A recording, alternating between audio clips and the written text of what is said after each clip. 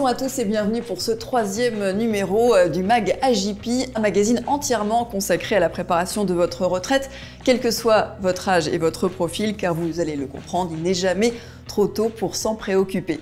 Et sur ce plateau, nous sommes en compagnie de nos experts, Renaud Seba, expert comptable adhérent AJP, et l'économiste Jean-Marc Daniel, que vous connaissez tous pour ses chroniques matinales sur BFM. Un grand merci à tous les deux d'être avec nous. Renaud Seba, alors vous êtes associé du cabinet Finantis. Est-ce que vous pouvez nous présenter votre cabinet et le profil de vos clients ? Bonjour Karine, donc nous sommes 4 associés, on est une trentaine de personnes, on est situé à Paris dans le 9e.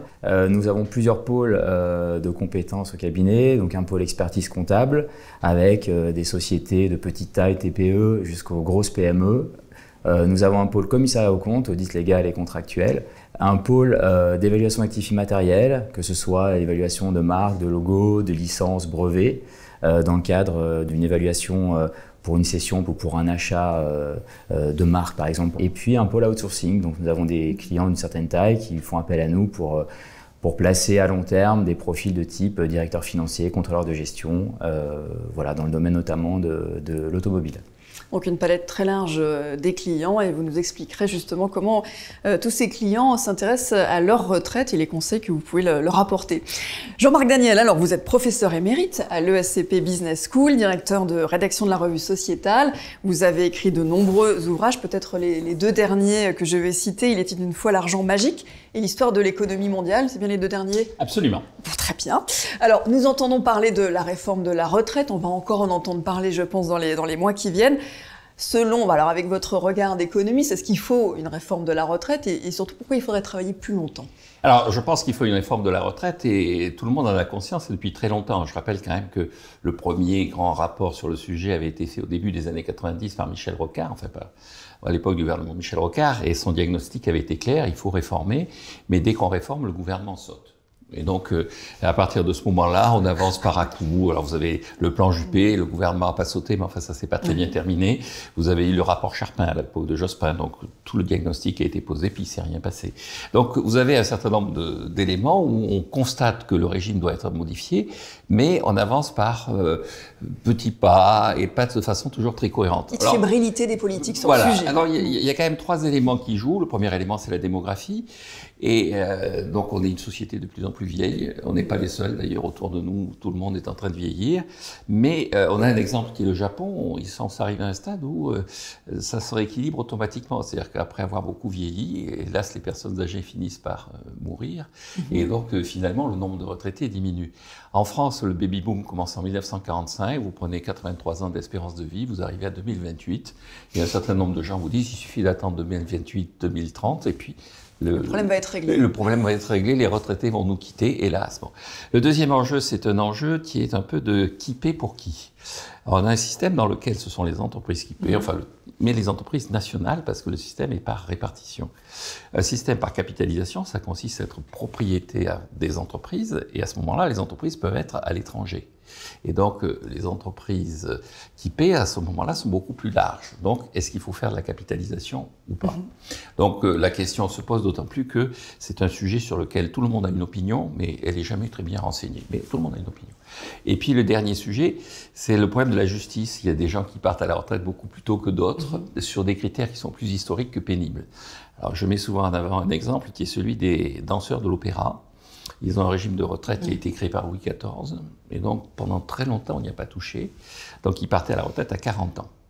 Le président Sarkozy a eu l'audace de toucher un texte de Louis XIV, ça a été porté à 42 ans. Et à l'époque on s'est posé la question, est-ce que c'est parce que à partir de 42 ans on danse mal, ou c'est parce que à 40 ans sous Louis XIV on avait une espérance de vie assez courte, et donc le système donnait une sorte de récompense sous forme d'oisiveté pour les gens qui à 40 ans étaient vieux sous Louis XIV. Et donc qu'est-ce qui est juste, qu'est-ce qui n'est pas juste, c'est toujours très difficile à appréhender, sachant que ça se centre assez souvent sur l'âge de départ à la retraite. Donc il y a quand même ce sujet de l'âge qui est important. Renaud, vous accompagnez de nombreux indépendants. Alors on a vu que la palette était très très large, des profils très variés. Que vous disent-ils sur la retraite et quelles sont leurs principales préoccupations par exemple ? Alors mes clients, donc effectivement indépendants pour une grande partie, s'interrogent beaucoup sur la finalité des cotisations qu'ils engagent pendant toute la durée de leur vie active. Sur le régime général Sur le régime général, évidemment. J'ai des cas très concrets, c'est-à-dire que même pour la retraite obligatoire, ils sont affiliés à la CIPAV. J'ai beaucoup d'indépendants qui traînent à payer leurs cotisations, qui sont relancés sans arrêt, puisque pour eux, il n'y a pas de sens, ils savent qu'ils ne récupéreront pas au bout du compte ce sur quoi ils ont capitalisé, on va dire. Cotisé. Donc ils sont... voilà, c'est quelque chose qui les motive pas plus que ça. Puis, sur le régime complémentaire, donc moi, en tant qu'adhérent, je suis accompagné par mon agent général, AXA, qui m'a bien expliqué justement les tenants et les aboutissants, et puis surtout les avantages de cotiser en loi Madelin pour un indépendant, non seulement puisque il faut quand même préciser que c'est déductible des résultats de la société, donc évidemment un IS plus faible. Et puis, on récupère effectivement ces cotisations sous forme de rente et avec les changements de la loi Pacte sous forme de capital maintenant. Donc, tous les indépendants avec qui on travaille, qu'on a comme clients, on essaie de les sensibiliser là-dessus. Même si aujourd'hui, ils nous expliquent qu'ils préfèrent investir dans l'immobilier ou alors sur des contrats d'assurance vie, sur des supports, on va dire, un peu plus concrets en termes de rentabilité. On leur explique que c'est pas parce qu'ils investissent dans l'immobilier qu'il ne faut pas investir dans la retraite complémentaire, notamment Madelin. Et vous, en tant qu'indépendant, vous avez fait quel choix? Alors, quelle répartition? Alors moi, en indépendant, justement, conseillé par mon agent général, je cotise en Madelin depuis que je me suis installé. Puis, j'investis également dans l'immobilier, sur des supports d'assurance vie. Voilà, j'essaie de conseiller à mes clients en réalité ce que je fais un peu moi aujourd'hui, de leur dire qu'il y a plusieurs choses qu'on peut faire pour pouvoir être tranquille, entre guillemets, à la retraite. Merci Jean-Marc Daniel, vous comprenez ces hésitations, cette défiance? Oui, je comprends ces hésitations. Dans la question précédente, vous me disiez, mais est-ce que c'est pas parce qu'on manque de travail qu'il faut réformer la retraite? Et je crois que c'est l'enjeu clé, c'est-à-dire que la création de richesse, c'est du travail. Et donc, une des questions que la société française est en droit de se poser, c'est est-ce qu'elle fournit assez de travail pour créer assez de richesse pour permettre à la partie la plus âgée de sa population de bénéficier d'un temps d'une certaine forme d'oisiveté. Et alors, ça se répercute le fait qu'on ne travaille pas énormément par le fait qu'on n'a pas énormément de croissance. On est arrivé à des niveaux de croissance maintenant, en moyenne, indépendamment des événements liés à la pandémie ou tout ça, où là, il y a eu une contraction de l'activité économique, c'était clair, mais à une croissance de tendance, une croissance tendancielle, qui est la plus faible depuis 1820. Et donc, la capacité de la société à générer effectivement de quoi honorer des engagements vis-à-vis des personnes âgées est de plus en plus réduite. Et donc, dans ces circonstances, je comprends que la population s'interroge et s'inquiète. Une des traductions de tout ça, c'est que les taux d'intérêt sont bas. Si vous avez peu de production, si vous avez des activités qui sont de moins en moins rentables, les taux d'intérêt associés vont être de moins en moins élevés. Et donc, je pense que les gens, d'abord, se portent beaucoup sur l'immobilier. On en a parlé, il y a beaucoup de gens qui se portent sur l'immobilier. La pierre, c'est quelque chose de rassurant. La pierre, c'est quelque chose qui, voilà, ça rassure. Et puis, on finit toujours par l'utiliser, la pierre. On se loge. On finit toujours par être logé. Le deuxième élément qui joue, c'est qu'effectivement, on hérite de plus en plus tard. On hérite quand on est retraité. Maintenant, je parlais de 1820. En 1820, on héritait à 25 ans. Maintenant, on hérite à 62, 63 ans. Donc, et on se dit, ça va encore s'amplifier. Et puis, le troisième élément, il y a effectivement des produits qui ont été mis en place. L'assurance vie, qui est une forme d'épargne et tout ça. C'est vrai qu'on vient de le dire, la loi Pacte a quand même pas mal clarifié les choses. Et on a parlé de la CIPAV, il y avait eu en plus, entre le fait que les produits étaient très compliqués, il y avait le fait que le régime des indépendants, le régime de sécurité sociale des indépendants, a connu une période assez dramatique sur le plan de sa gestion, sur le plan de son programme informatique. Et donc, je pense qu'assez naturellement, un certain nombre de gens se sont dit, tout ça va très mal se terminer. Donc, on a intérêt à se constituer un matelas d'épargne. Ce matelas d'épargne ayant été beaucoup orienté vers l'immobilier et la dette publique, là maintenant, on peut penser qu'on va diversifier un peu ce matelas d'épargne. Alors, on écoutera justement vos conseils pour prendre les bonnes décisions et vers quoi il faut se tourner. Je vous propose tout d'abord d'écouter Bruno Guillier de Chalvron, qui est délégué général d'Agipy. Il nous explique comment Agipy s'adapte pour accompagner au mieux ses adhérents indépendants sur cette vaste question de la retraite. Bonjour Karine. La retraite, c'est avant tout la préparation, et notamment la préparation financière de cette étape importante dans la vie de chacun. Alors il existe un nouveau produit, le PER, Plan d'épargne retraite, qui permet d'aborder cette étape de façon extrêmement souple, en pouvant verser quand on le souhaite, en pouvant investir de façon diversifiée ou en pouvant ressortir son épargne en une fois, en plusieurs fois ou de façon viagère. Ce produit est une excellente façon d'être accompagné toute sa vie pour préparer sa retraite. Les PER sont adaptés à tout type de profession, indépendants, libéraux, salariés, et vous permettent de déduire fiscalement vos versements. AJP a toujours été à l'écoute des épargnants et de ses adhérents. Ça veut dire que vous pouvez investir sur des supports en unité de compte ISR et donc contribuer à un monde plus durable. À l'horizon 2040, les pensions moyennes des Français vont baisser de 20 à 25%, et c'est pour cette raison que vous pouvez prendre d'ores et déjà contact avec un agent général AXA pour vous accompagner au mieux dans la préparation de votre retraite. Une jeune adhérente d'AJP nous a rejoint sur ce plateau, Coralie Charbonnel. Vous avez 32 ans, vous êtes consultante. Alors comment à 32 ans on se préoccupe de sa retraite ? Alors je dois avouer que c'est pas vraiment une préoccupation quotidienne, c'est pas quelque chose auquel je pense régulièrement, mais avec les différentes réglementations qu'on peut arriver ces dernières années, on commence à se poser des questions. Donc moi j'épargne, j'ai investi dans l'immobilier et j'ai une assurance vie aussi depuis 2-3 ans. Et le régime général ? C'est pas vraiment quelque chose, en tout cas on va dire que ma génération, on avait un peu perdu confiance dans ce régime général. Je pense qu'on n'est pas sûr que d'ici notre arrivée à la retraite, il y ait encore grand chose à financer. Donc assurance vie, immobilier, peut-être d'autres placements à venir ? Oui, ça dépendra un petit peu des opportunités, de ce qui existe. C'est pas quelque chose auquel j'ai vraiment réfléchi. Non. Et de la capacité d'épargne aussi, c'est quand même Exactement. pas neutre. Merci Coralie. Alors justement, Jean-Marc Daniel, à quel âge faut-il commencer à se préoccuper de ces histoires de retraite ? Alors je pense qu'il faut commencer à épargner parce que la retraite c'est une composante d'une stratégie globale d'épargne dès qu'on a un revenu. Vous savez, les économistes identifient 2 raisons pour lesquelles les gens épargnent. Et la première c'est ils consomment et puis après ils constatent ce qui reste. Donc c'est une forme de résidu. On est assez passif face à ça.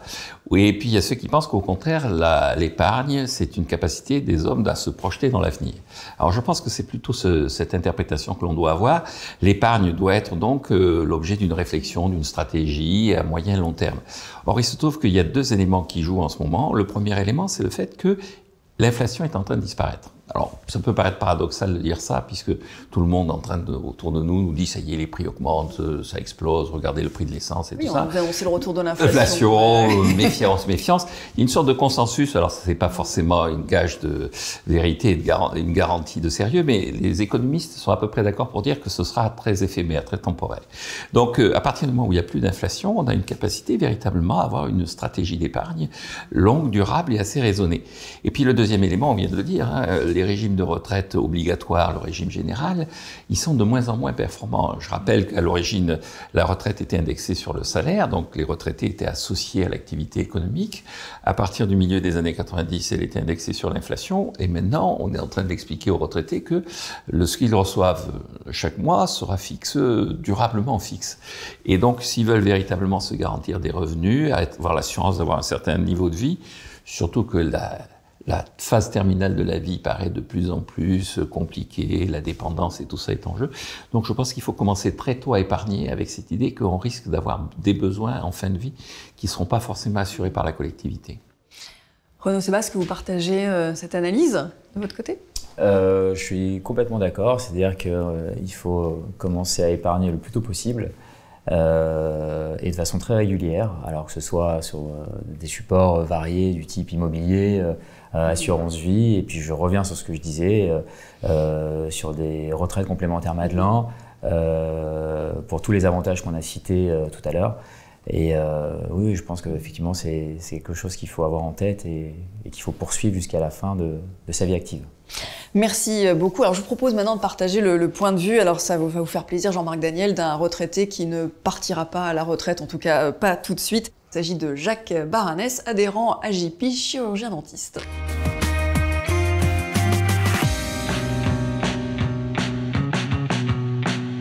Bonjour Karine, bonjour à vous tous. Donc je suis chirurgien dentiste.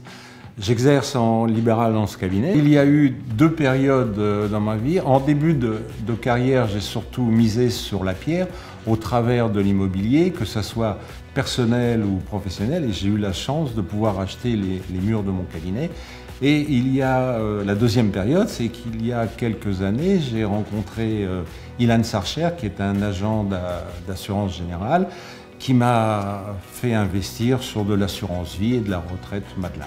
Je vous redonne la parole, Karine, et bonne fin d'émission. Voilà pour ce profil d'un retraité finalement assez courant chez les indépendants. Vous êtes peut-être reconnu à travers le témoignage et cette envie de transmettre de Jacques Baranès.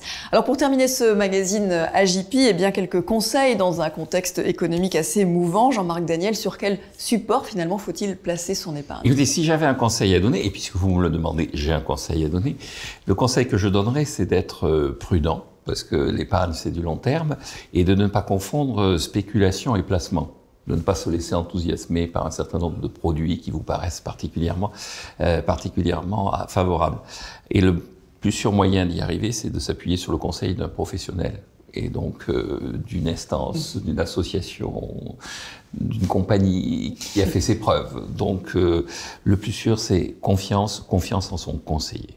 Merci beaucoup, merci à tous les trois d'avoir été avec nous pour ce mag. Merci à vous tous pour votre écoute. Je vous dis à très bientôt à la fois sur les réseaux, sur le site internet d'AJP et aussi à très bientôt pour un prochain mag des adhérents AJP.